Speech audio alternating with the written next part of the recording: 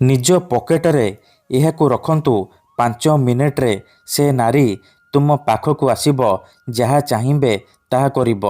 ହଁ ଫ୍ରେଣ୍ଡସ୍, ଯଦି ଆପଣ କେଉଁ ଝିଅ ବା ବିବାହିତା ନାରୀକୁ ମନେ ମନେ ଭଲ ପାଉଛନ୍ତି, ତାର ସୁନ୍ଦରତାକୁ ଦେଖି ତା ଆଡ଼କୁ ଆକର୍ଷିତ ହେଉଛନ୍ତି, କିନ୍ତୁ ଯେତେ ଚେଷ୍ଟା କଲେ ମଧ୍ୟ ତାକୁ ପଟେଇ ପାରୁନାହାନ୍ତି, ତାକୁ ନିଜର ମନ କଥା କହିବାକୁ ଡରୁଛନ୍ତି, ଆଉ ଆପଣ ଚାହୁଁଛନ୍ତି କି ସେ ଝିଅ ବା ବିବାହିତା ନାରୀ ନିଜେ ଆସି ଆପଣଙ୍କୁ ଭଲ ପାଉଛି ବୋଲି କହୁ, ଆପଣଙ୍କର ସବୁ ଇଚ୍ଛା ପୂରଣ କରୁ, ତେବେ ଆଜିର ଏହି ବଶୀକରଣ ଭିଡ଼ିଓଟି ଆପଣଙ୍କର ଇଚ୍ଛାକୁ ପୂରଣ କରିବ। କେବଳ ଆପଣଙ୍କୁ ନିଜ ପକେଟରେ ଏହି ଜିନିଷ ରଖିବାର ଅଛି।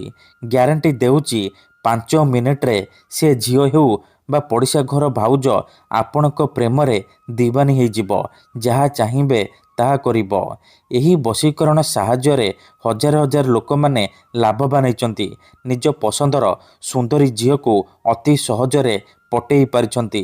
ତେଣୁ ଆପଣ ବି ମାତ୍ର ଗୋଟିଏ ଥର ନିଜ ପକେଟରେ ଏହାକୁ ରଖନ୍ତୁ। ଗ୍ୟାରେଣ୍ଟି ଦେଉଛି, ଯେଉଁ ଝିଅ ପଟୁନଥିଲା ସେ ଝିଅ ଆପେ ଆପେ ପଟିଯିବ, ନିଜେ ଆସି ଆପଣଙ୍କୁ ଭଲ ପାଉଛି ବୋଲି କହିବ। ଯେଉଁ ବିବାହିତା ନାରୀ ବା ପଡ଼ିଶା ଘର ଭାଉଜକୁ ଆପଣ ଦିନରାତି ଭାବୁଛନ୍ତି, ସିଏ ନିଜେ ଫୋନ୍ କରିବ, ହାତ ଧରିକି ରୁମ୍କୁ ଡାକିବ, ଯାହା ଚାହିଁବେ ତାହା କରିବ, କୌଣସି ପ୍ରକାର ବାଧା ଦେବ ନାହିଁ। ନମସ୍କାର ଫ୍ରେଣ୍ଡସ୍, ଓଡ଼ିଆ ଫଣ୍ଡା ଚ୍ୟାନେଲକୁ ଆପଣମାନଙ୍କୁ ସ୍ୱାଗତ।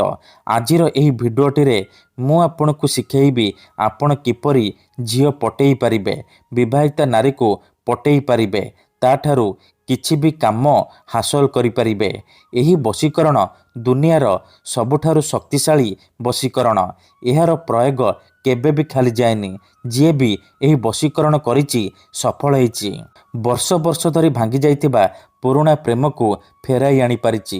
ପଡ଼ିଶା ଘର ସୁନ୍ଦରୀ ଭାଉଜଠାରୁ ନିଜର ମନ ମୁତାବକ କାମ ହାସଲ କରିପାରିଛି, ତାକୁ ନିଜର କରିପାରିଛି।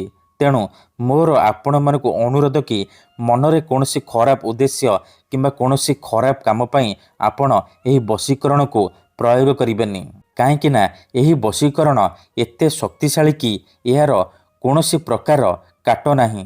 ମାତ୍ର ଥରେ ଯେଉଁ ଝିଅ ବା ନାରୀ ଉପରେ ଏହି ବଶୀକରଣ ପ୍ରୟୋଗ କରିଦେବେ, ସିଏ ସେହି ସମୟଠାରୁ ଆପଣଙ୍କ ଆଡ଼କୁ ଆକର୍ଷିତ ହେବାକୁ ଲାଗିବ, ପାଗଳି ପରି ଆପଣଙ୍କୁ ଭଲ ପାଇବାକୁ ଲାଗିବ। ଆପଣ ତାକୁ ଯାହା କହିବେ ସିଏ କରିବ। କେବଳ ଆପଣଙ୍କୁ ନିଜ ପକେଟରେ ଏହି ଜିନିଷ ରଖିବାର ଅଛି। ତାପରେ ଦେଖିବେ ଚମତ୍କାର। କେତେଥର ଏମିତି ହେଇଥାଏ କି ଆପଣ ଯେଉଁ ଝିଅକୁ ମନେ ମନେ ଭଲ ପାଉଛନ୍ତି, ସେ ଝିଅ ଆପଣଙ୍କୁ ଭଲ ପାଏନି, ଅନ୍ୟ କାହାକୁ ଭଲ ପାଏ, ଆଉ ଆପଣ ତା ପଛରେ ଗୋଡ଼େଇ ଗୋଡ଼େଇ ନିଜର ସବୁ ସମୟ ସାରି ଦିଅନ୍ତି, କିନ୍ତୁ ସେ ଝିଅକୁ ପଟେଇ ପାରନ୍ତିନି। ଯଦି ଆପଣ ବି ଏହିପରି ପରିସ୍ଥିତିରେ ପଡ଼ିଛନ୍ତି, ଯେତେ ଚେଷ୍ଟା କଲେ ମଧ୍ୟ ନିଜ ପସନ୍ଦର ସେ ଝିଅକୁ ପଟେଇ ପାରୁନାହାନ୍ତି, ତେବେ ମୋ କଥା ମାନି ନିଜ ପକେଟରେ ଏହି ଜିନିଷ ରଖିଦିଅନ୍ତୁ। ଗ୍ୟାରେଣ୍ଟି ଦେଉଛି, ସେ ଝିଅ ଆପଣଙ୍କୁ ଦେଖିବା ମାତ୍ରେ ନିଜେ ଆସି ଆପଣଙ୍କ ସହିତ କଥା ହେବ, ଆପଣଙ୍କୁ ଭଲ ପାଉଛି ବୋଲି କହିବ, ଆପଣଙ୍କ ପ୍ରେମରେ ଏମିତି ଦିୱାନୀ ହେଇଯିବ କି ଆପଣଙ୍କୁ ନ ଦେଖି ରହିପାରିବନି। ଏହି ବଶୀକରଣ ସାହାଯ୍ୟରେ ଆପଣ ଶାଶୁ, ନଣନ୍ଦ, ଦିଅର, ଭାଉଜ କାହାକୁ ବି ନିଜ ବଶରେ କରିପାରିବେ, ତାଠାରୁ ନିଜର ମନ ମୁତାବକ କାମ ହାସଲ କରିପାରିବେ। ତେବେ ଏହି ବଶୀକରଣ ଆପଣ କିପରି କରିବେ, କେମିତି କରିବେ, ଏହାର ପ୍ରୟୋଗ ବିଧି କ'ଣ, ମୁଁ ଆପଣଙ୍କୁ ଶିଖେଇବି।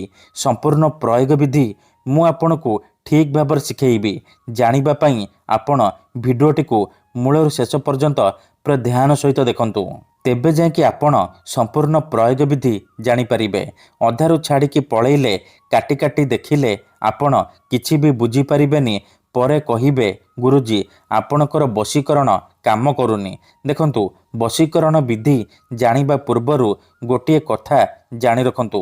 ବଶୀକରଣ ଏମିତି ସେମିତି କାମ କରେନି। ମନରେ ସମ୍ପୂର୍ଣ୍ଣ ବିଶ୍ୱାସ, ନିଷ୍ଠା ଆଉ ଏକାଗ୍ରତାର ସହିତ ଆପଣଙ୍କୁ ଏହି ବଶୀକରଣ କରିବାକୁ ପଡ଼ିବ। ତେବେ ଯାଇ ମୁଁ ଆପଣଙ୍କୁ ଗ୍ୟାରେଣ୍ଟି ଦେଉଛି, ଆପଣ ଯେଉଁ ଝିଅ ବା ନାରୀକୁ ପଟେଇବାକୁ ଚାହୁଁଛନ୍ତି, ତାକୁ ଅତି ସହଜରେ ପଟେଇ ପାରିବେ, ତାଠାରୁ ନିଜର ମନ ମୁତାବକ କାମ ହାସଲ କରିପାରିବେ।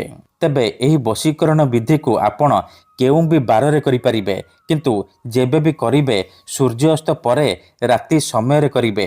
ଏହି ବଶୀକରଣ କରିବା ପାଇଁ ଆପଣଙ୍କୁ କିଛି ସାମଗ୍ରୀ ଦରକାର, ଯେମିତିକି ଖଣ୍ଡେ କଳା କପଡ଼ା, 5ଟି କଳା ଗୋଲମରିଚ, ଖଣ୍ଡେ କାଗଜ ଆଉ କଲମ। ଏତିକି ଜିନିଷ ଆଣିସାରିବା ପରେ ନିଜ ଘରେ କୌଣସି ଏକ ଜାଗାରେ ବସି ପଡ଼ିବେ, ଯେଉଁଠାରେ ଆପଣଙ୍କୁ କେହି ଦେଖିବେନି କିମ୍ବା ଡାକିବେନି। ତାପରେ କ'ଣ କରିବେ, ଧ୍ୟାନ ସହିତ ଶୁଣନ୍ତୁ। ଯେଉଁ କଳା କପଡ଼ା ଆଣିଛନ୍ତି ସେ କପଡ଼ାକୁ ନିଜ ସାମ୍ନାରେ ରଖିବେ।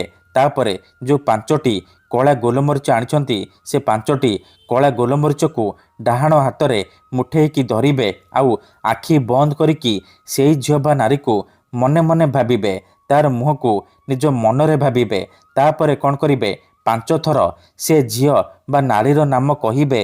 ତାପରେ ମୁଠା ଖୋଲିବେ ଆଉ ସେ ମରିଚରେ ଗୋଟିଏ ଥର ଫୁଙ୍କିଦେବେ। ଏତିକି କରିସାରିବା ପରେ ସେ 5ଟି ମରିଚକୁ କଳା କପଡ଼ା ଉପରେ ରଖିଦେବେ। ତାପରେ ଯେଉଁ କାଗଜ ଆଣିଛନ୍ତି ସେ କାଗଜରେ କଲମର ସାହାଯ୍ୟରେ ମନ୍ତ୍ର ଲେଖିବେ। ମନ୍ତ୍ରଟି ଏହିପରି: ଓମ୍ କାମିଚ୍ଛାମୟୀ ଆମୁକଂ ସର୍ବମୋହି କରତି କରତି। ଆମୁକଂ ଜାଗାରେ ଆପଣ ସେଇ ଝିଅ ବା ସ୍ତ୍ରୀର ନାମ ଲେଖିବେ ଯାହାକୁ ଆପଣ ନିଜ ବଶରେ କରିବାକୁ ଚାହୁଁଛନ୍ତି। ମନ୍ତ୍ର ଲେଖିସାରିବା ପରେ ସେ କାଗଜକୁ ମଧ୍ୟ କଳା କପଡ଼ା ଉପରେ ରଖିଦେବେ। ଏତିକି କରିସାରିବା ପରେ ସେ କଳା କପଡ଼ାକୁ 3ଟି ଗଣ୍ଠି ପକେଇକି ବାନ୍ଧିଦେବେ। ସିଏ ଗୋଟିଏ ପୁଟୁଳି ହେଇଯିବ। ସେ ପୁଟୁଳିକୁ ଆପଣ 3 ଘଣ୍ଟା ପାଇଁ ନିଜ ପାଖରେ ରଖିବେ, ନିଜ ପକେଟରେ ରଖିବେ। 3 ଘଣ୍ଟା ପରେ ଆପଣ କ'ଣ କରିବେ, ସେ ପୁଟୁଳିକୁ ନେଇକି କୌଣସି ଏକ ବରଗଛ କିମ୍ବା ଓସ୍ତ ଗଛ ମୂଳରେ ରଖିଦେଇ ଘରକୁ ଫେରିଆସିବେ। ଏତିକି କରିଦିଅନ୍ତୁ। ଏହି ବଶୀକରଣ କରିବା ମାତ୍ରେ ସେ ଝିଅ ହେଉ ବା ବିବାହିତା ନାରୀ ଆପଣଙ୍କ ଆଡ଼କୁ ଆକର୍ଷିତ ହେବାକୁ ଲାଗିବ। ଯାହା ଚାହିଁବେ ତାହା କରିବ। ଧନ୍ୟବାଦ।